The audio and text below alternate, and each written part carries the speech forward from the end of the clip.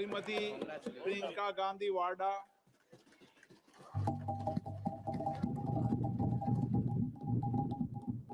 अध्यक्ष महोदय जी, आपने आज मुझे इस चर्चा में भाग लेने का मौका दिया, इसके लिए मैं आपको धन्यवाद देती हूँ।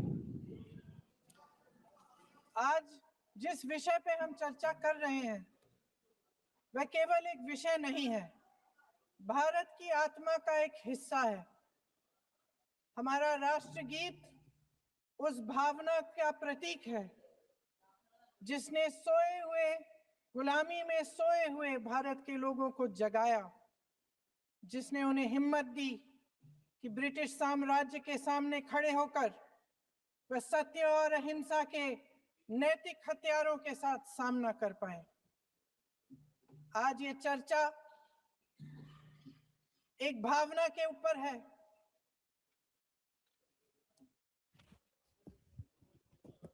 और जब हम वंदे मातरम का नाम लेते हैं तो वही भावना हमारे दिल में उजागर होती है। जब हम वंदे मातरम का नाम लेते हैं तो हमें उस पूरे इतिहास की याद आती है जो स्वतंत्रता संग्राम का इतिहास था, उसकी पीड़ा, उसका संघर्ष, उसका साहस, उसकी नैतिकता, उसका जो बल था कि ब्रिटिश साम्राज्य उसके सामने झुका। अध्यक्ष महोदय, वंदे मातरम उस आधुनिक राष्ट्रवाद की अभिव्यक्ति है जिसने भारत के लोगों को एक राजनीतिक और नैतिक आकांक्षा से जोड़ा, जिसने भारत के लोगों को एक साझा नियति के उत्तराधिकारी, एक साझा भविष्य के निर्माता के रूप में देखा। लेकिन आज की ये बहस मुझे कुछ अजीब सी लग रही है। जैसे मैंने कहा, ये गीत देश की आत्मा का हिस्सा बन चुका है। 150 सालों से देशवासियों के दिलों में ये गीत बस चुका है। 75 सालों से हमारा देश आजाद है, तो फिर आज इस बहस की क्या आवश्यकता है?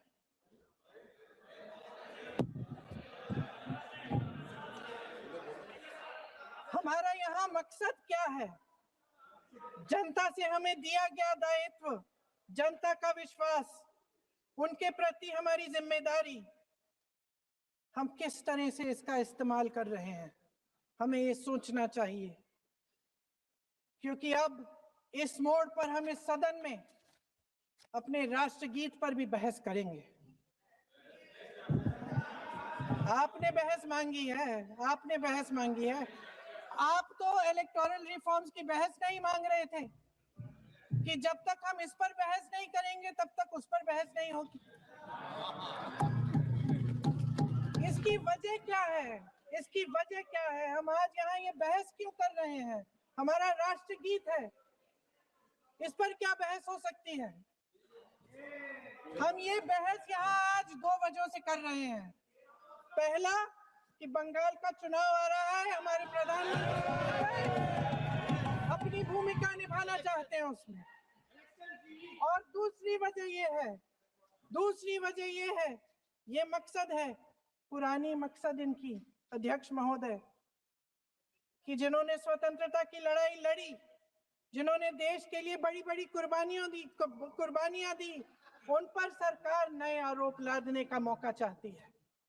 देश का ध्यान फिर से जनता के ज्वलंत मुद्दों से भटकाना चाहती है। यही एक मकसद है आपका। आपका मकसद है कि हम फिर से उसी अतीत में मंडराते रहें, उसी की तरफ हम देखते रहें जो हो चुका है, जो बीत चुका है, क्योंकि ये सरकार वर्तमान और भविष्य की ओर देखना ही नहीं चाहती। वे इस काबिल ही नहीं रही। सच्चाई ये है अध्यक्ष महोदय कि आज मोदी जी वह प्रधानमंत्री नहीं रहे जो एक समय में थे।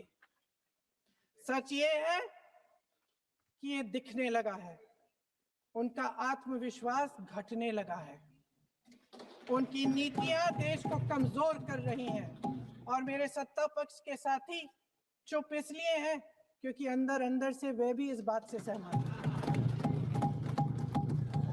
आज देश के लोग खुश नहीं हैं अध्यक्ष महोदय, परेशान हैं, तमाम समस्याओं से घिरे हुए हैं, तमाम समस्याओं से घिरे हुए हैं, और उन समस्याओं का हल आप निकाल नहीं रहे हैं। हाँ ठीक है, उसका भी बोल लेंगे, समय आएगा तो उसका भी बोल लेंगे, बल्कि कल समय आ रहा है, चुनाव पे चर्चा होगी, उस पे भी बोलेंगे। अध्यक्ष महोदय, इनके भी अपने लोग दबी जबान में कहने लगे हैं कि सारी सत्ता को केंद्रित करने से देश का नुकसान हो रहा है। इस बीच अगर हम अतीत की बातें नहीं करेंगे तो कौन सी बातें करेंगे? ये किसी और बात के काबिल ही नहीं है, सिर्फ ध्यान भटकाना है जनता का। इसलिए आज हम वंदे मातरम पर चर्चा कर रहे हैं। वंदे मातरम देश के कण कण में जीवित है, इस पर बहस नहीं हो सकती। लेकिन चलिए, आपने बहस मांगी, आप बहस करना चाहते हैं, बहस करते हैं। आज इस चर्चा को प्रधानमंत्री जी ने शुरू किया, उन्होंने भाषण दिया, और इसको कहने में कोई झिझक नहीं है कि भाषण अच्छा देते हैं, थोड़ा सा लंबा, लेकिन भाषण अच्छा देते हैं। सिर्फ एक कमजोरी है, अगर आप इजाजत दे तो मैं बोलूं, एक कमजोरी है। हाँ, उसी पे बोल रहे हैं। वंदे मातरम पे बोलो आप। अब सर मैंने तारीफ कर ली, आज थोड़ा और विषय वंदे मातरम का है तो हम वंदे मातरम पर ही रखें, ठीक रहेगा। सर ये वंदे मातरम पे ही है। सर आपने प्रधानमंत्री जी को सुना था, सर भाषण बहुत अच्छा देते हैं, लेकिन तथ्यों के मामले में कमजोर पड़ जाते हैं, बहुत कमजोर। इसमें भी एक कला होती है कि तथ्यों को किस तरह से जनता के सामने रखा जाए। मैं तो नई हूं, जनता की प्रतिनिधि हूं, कलाकार तो नहीं हूं। इसीलिए मैं भी सदन के सामने कुछ तथ्य रखना चाहती हूं, लेकिन सिर्फ तथ्य के रूप में रखना चाहती हूं।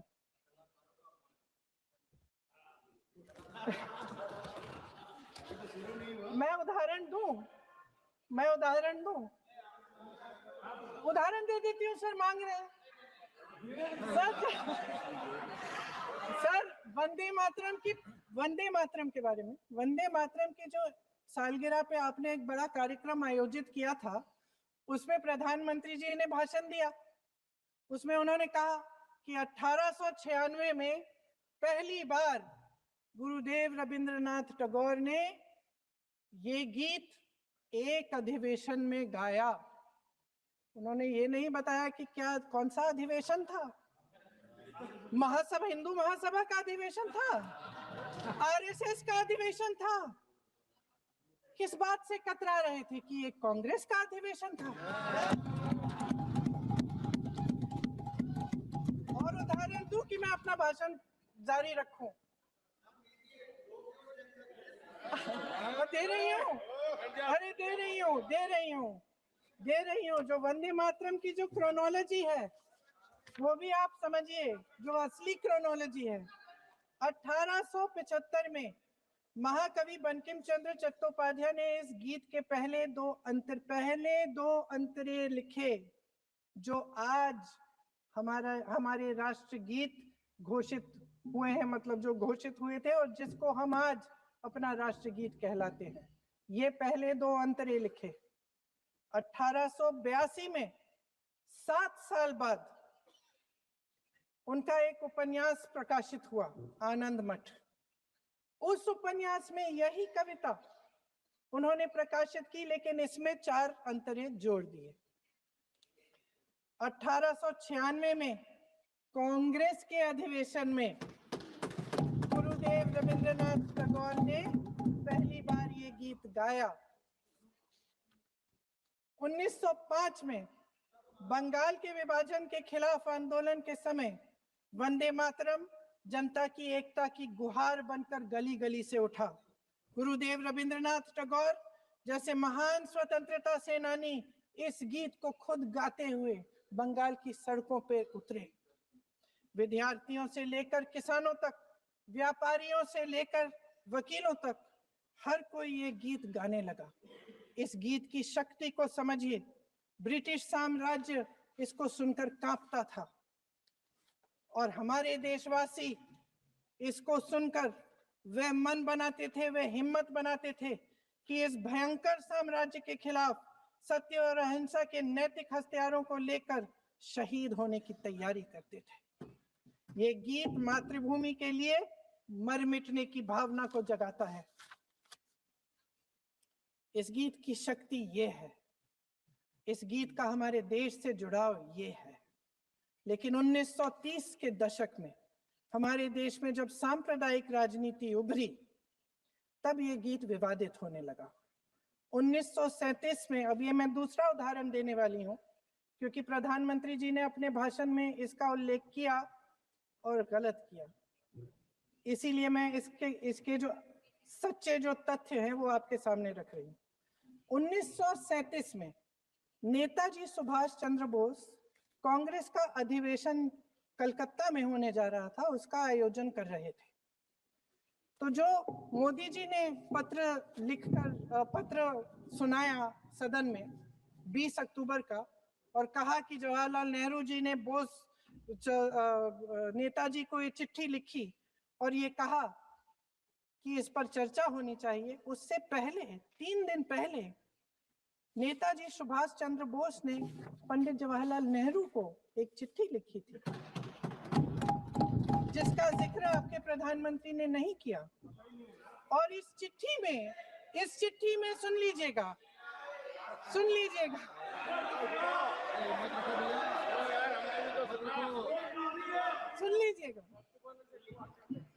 आप नेताजी के लफ्ज नहीं सुनना चाहते? बंगाल का चुनाव आ रहा है।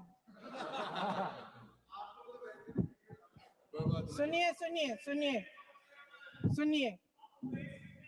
हाँ, कोई बात नहीं, हम तो देश के लिए हैं, हम देश के लिए हैं। आप चुनाव के लिए हैं, हम देश के लिए हैं। हम जितने भी चुनाव हारे, हम यहाँ बैठे रहेंगे और आपसे लड़ते रहेंगे और आपकी विचारधारा से लड़ते रहेंगे। अपने इस देश के लिए, अपनी इस मिट्टी के लिए लड़ते रहेंगे। आप हमें रोक नहीं सकते।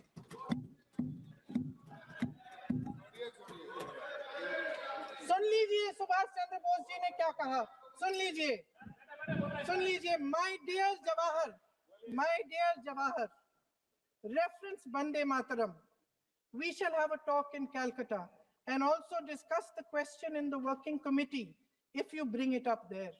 I have written to Dr. Tagore to discuss this matter with you when you visit Santi Niketan. Please do not forget to have a talk with him when you visit Santi Niketan. ये 17 अक्टूबर को लिखी जाती है। 10 अक्टूबर को नेहरू जी इसका जवाब देते हैं और आपके और 20 अक्टूबर को, हाँ ठीक है, 20 अक्टूबर को नेहरू जी इसका जवाब देते हैं। इस जवाब की एक पंक्ति प्रधानमंत्री जी ने सुनाई, बाकी पंक्तियां क्यों नहीं सुनाई? क्योंकि उनमें नेहरू जी क्या कह रहे हैं? There is no doubt that the present outcry against Vande Mataram is to a large extent a manufactured one by the communalists. Whatever we do, we cannot pander to communalists' feelings, but to meet real grievances where they exist. I have decided now to reach Calcutta on the 25th morning. This will give me time to see Dr. Tagore as well as other friends. समझ रहे हैं आप? प्रधान चुप है तो समझ ही गए होंगे। फिर क्या होता है? फिर नेहरू जी कलकत्ता जाते हैं और गुरुदेव जी से मिलते हैं और उसके अगले दिन गुरुदेव जी एक चिट्ठी लिखते हैं जिसमें वो लिखते हैं, अंग्रेजी में चिट्ठी है, उसका एक अंश मैं आपको हिंदी में बता देती हूँ, जिसमें गुरुदेव जी कहते हैं कि जो 2 अंतरे हमेशा गाए जाते थे उनका महत्व इतना गहरा था कि उस हिस्से को कविता के शेष हिस्से तथा पुस्तक के उन अंशों से अलग करने में उन्हें कोई कठिनाई नहीं थी।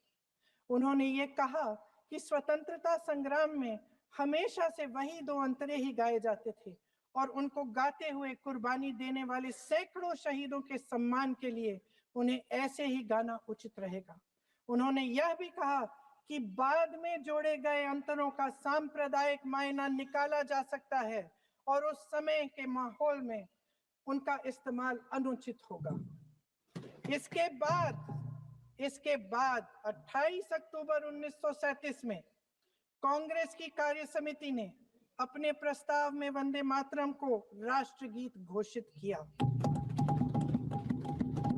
उन्हीं दो अंतरों को कार्य समिति की बैठक में महात्मा गांधी जी, नेताजी सुभाष चंद्र बोस, पंडित नेहरू, आचार्य नरेंद्र देव जी, सरदार पटेल जी, गुरुदेव रविंद्रनाथ टैगोर जी सब मौजूद थे। इस प्रस्ताव के ये सभी महापुरुष इस प्रस्ताव से सहमत थे। आगे क्या होता है ये भी सुना लूं। भारत की आजादी के बाद जब इसी गीत के इन्हीं दो अंतरों को 1950 में डॉक्टर राजेंद्र प्रसाद जी ने संविधान समिति में भारत का राष्ट्रगीत घोषित किया, तब लगभग यही महापुरुष मौजूद थे। इनके साथ साथ B.R. अम्बेडकर जी भी सभा में थे और इनके साथ साथ मेरे सत्ता पक्ष के साथियों के नेता श्री श्यामा प्रसाद मुखर्जी भी मौजूद थे।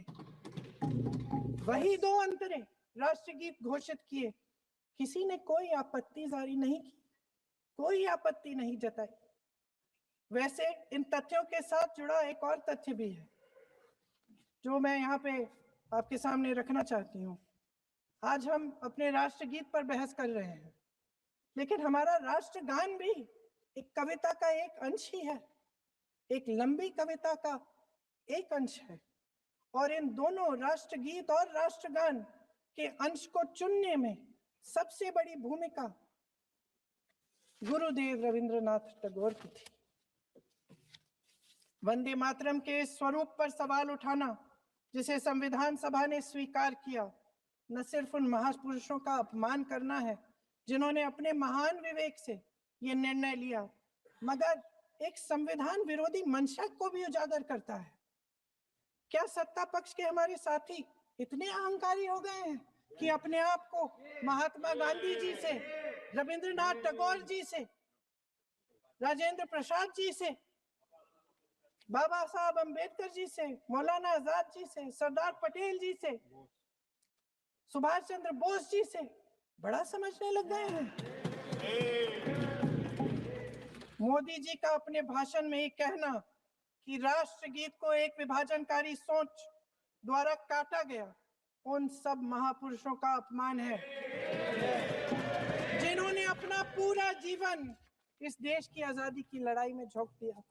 वंदे मातरम को विभाजित करने का आरोप लगाकर आप पूरी संविधान सभा पर आरोप लगा रहे हैं, उसके हर एक नेता को दोषी ठहरा रहे हैं। यह हमारी संविधान सभा और हमारे संविधान का खुला वार है। और जहां तक जवाहरलाल नेहरू जी की बात है, जितनी देर हमारे प्रधानमंत्री देश के प्रधानमंत्री रहे हैं, 12 साल हो गए हैं, लगभग उतने ही सालों के लिए जवाहरलाल नेहरू जी जेल में रहे। किस लिए?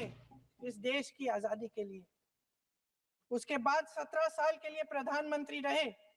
आप बड़ी आलोचना करते हैं इनकी, लेकिन अगर इन्होंने इसरो नहीं बनाया होता तो आज आपका मंगलयान नहीं होता। अगर DRDO नहीं बनाया होता तो तेजस नहीं बनता। अगर IIT और IIM नहीं बनाए होते तो हम आज IT में आगे नहीं होते। अगर एम्स नहीं बनाया होता तो हम कोरोना की जब बड़ी चुनौती का सामना कैसे करते? हाँ, कोई बना रहा है, नहीं बना कुछ भी। इसका मतलब है इस मुद्दे का जवाब नहीं है आपके पास। अगर इन्होंने BHEL, गेल, सेल, भाखड़ा नंगल ये सब नहीं बनाया होता जो आप सब बेच रहे हैं, तो ये विकसित भारत कैसे बनता? पंडित जवाहरलाल नेहरू इस देश के लिए जिए, सुन लीजिए, बेच लो यार और बाकी भी बेच देंगे। पंडित जवाहरलाल नेहरू इस देश के लिए जिए और देश की सेवा करते करते उन्होंने दम तोड़ा। फिर भी सुन लीजिए, मेरी एक सलाह ले लीजिए। सर मैं आपको आपके माध्यम से सलाह दे रहे हैं, छोड़ना नहीं। सर मैं आपके माध्यम से एक सलाह दे देती हूँ।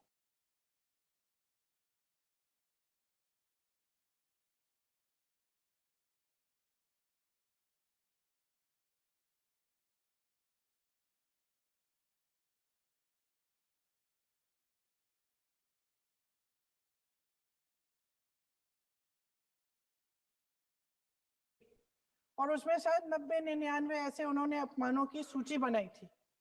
तो मैं उनको एक छोटी सलाह देना चाहती हूँ कि नेहरू जी से जितनी भी शिकायतें हैं, जितनी भी गलतियां उन्होंने की आपके जहन में, जितनी भी गालियां देनी है, जितना भी अपमान करना है, उसकी भी एक सूची बना दीजिए। नहीं, बात खत्म नहीं है।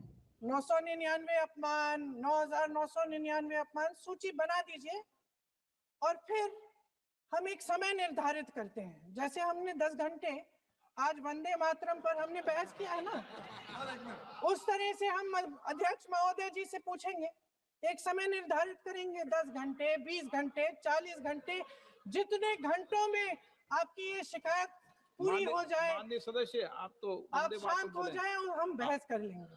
लेकिन इस सदन का कीमती समय, जिसके लिए हमें यहाँ पे जनता ने भेजा है, जैसे हमें जनता की समस्याओं को हल करने के लिए चर्चा करनी चाहिए, इस्तेमाल करना चाहिए, उसको इसी के लिए इस्तेमाल करिए। उसके बाद जैसे अंग्रेजी में कहते हैं ना, जैसे अंग्रेजी में कहते हैं कि once and for all let's close the chapter, close कर लीजिए। देश सुन लेगा क्या क्या शिकायतें हैं, किसने क्या किया, इंदिरा जी ने क्या किया, राजीव जी ने क्या किया, परिवारवाद क्या होता है, नेहरू जी ने कौन सी गलतियां की, सुना लीजिए, फिर खत्म। उसके बाद बेरोजगारी, महंगाई, महिलाओं की समस्याएं, जो पीएमओ में हो रहा है उसकी बातें, उसकी चर्चा, जो बैटिंग ऐप के बारे में हो रहा है पीएमओ के अंदर, आप माननीय सदस्य प्लीज, जो एप्स्टीन फाइलों में आपके मंत्री महोदय के नाम निकल आए हैं, माननीय सदस्य प्लीज आप वंदे मातरम में बोले। आप इधर उधर डाइवर्ट मत हो।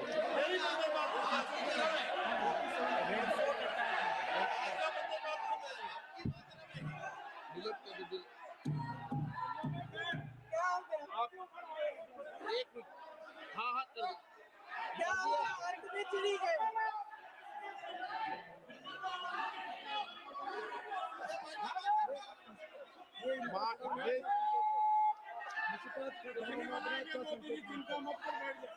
बहुत बढ़िया। माननीय सदस्य एक मिनट, माननीय सदस्य वंदे मातरम पर सार्थक चर्चा करें। ठीक सर, इधर उधर डाइवर्ट यही थी सर, संक्षिप्त में बात यही थी, कोई डाइवर्ट नहीं होना हम चाहिए अपन को। बातें करते रहते हैं। माननीय सदस्य नहीं, आप बिना तथ्यों के कोई बात नहीं करें। आप वंदे मातरम पे बोले उचित रहेगा।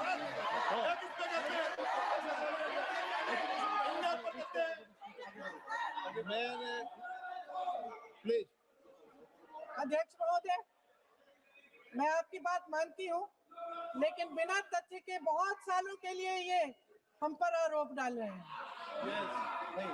हम चुपचाप सुनते हैं, इनको भी थोड़ी सी संतुलन होनी चाहिए, सुनने की थोड़ी सी हिम्मत होनी चाहिए। ये राजनीति है, हम बोलेंगे, आप वंदे मातरम बोलें। वंदे मातरम सर। महोदय, आज की ये बहस सिर्फ ध्यान भटकाने के लिए की जा रही है। क्योंकि ये सरकार इस देश के वर्तमान की असलियत छिपाना चाहती है। आज देश का युवा कितना परेशान है, कितनी मुश्किल में है। पेपर लीक होते रहते हैं, बेरोजगारी है, महंगाई इतनी बढ़ चुकी है। इसकी चर्चा हम सदन में क्यों नहीं कर रहे हैं? आरक्षण के साथ जो हो रहा खिलवाड़ है, उसकी चर्चा हम यहाँ क्यों नहीं कर रहे हैं? महिलाओं की बात होगी, बड़े बड़े ऐलान होंगे, मगर उनकी परिस्थितियों को सुधारने के लिए कोई ठोस कदम यहाँ क्यों नहीं उठाया जा रहा है?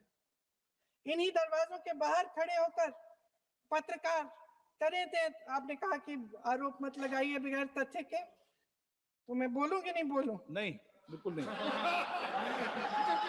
सर क्यों नहीं बोल? नो, आप उधर की बात बोलो। आप जल्दी से बोल लेते हो, फिर आप सदन में बंद जो कर कुछ देंगे। भी बोले हैं वो तथ्यों से बोले। आपको हर चीज ऑथेंटिक करनी पड़ेगी, इसलिए आप तथ्यों से बोले। तत्ते पे लगाए। अच्छा सर, बड़े बड़े शहरों में प्रदूषण है, लेकिन हम इस सदन में बैठकर सिर्फ छोटी छोटी बातें करेंगे। जी, जो अतीत की बातें हैं ना, जो बार बार आप चाहते हैं कि हम पीछे देखें, लेकिन हम आगे भविष्य की बात, वर्तमान की बात, जो असली समस्याएं हैं उनकी बात न करें, ये छोटी बात होती है। आप में हिम्मत है तो भविष्य की बात करिए, हिम्मत है तो बात करिए कि बेरोजगारी क्यों है, कि पेपर लीक क्यों होते हैं। आगरा के आए होते हैं। आप चेयर को एड्रेस करें। आपको अच्छा, खत्म कर लेती हूँ, चेयर के एड्रेस करो आप। अध्यक्ष महोदय जी, सच्चाई ये है कि इनका शासन दमन का शासन है। इनकी राजनीति दिखावे की राजनीति है, इवेंट मैनेजमेंट की राजनीति है, चुनाव से चुनाव तक राजनीति है, तरह तरह के ध्यान भटकाने वाले मुद्दों की राजनीति है। वंदे मातरम इस देश की उन्हीं उम्मीदों की गुहार है जिन्हें आपका शासन हर रोज ठुकरा रहा है। आज भी सरहद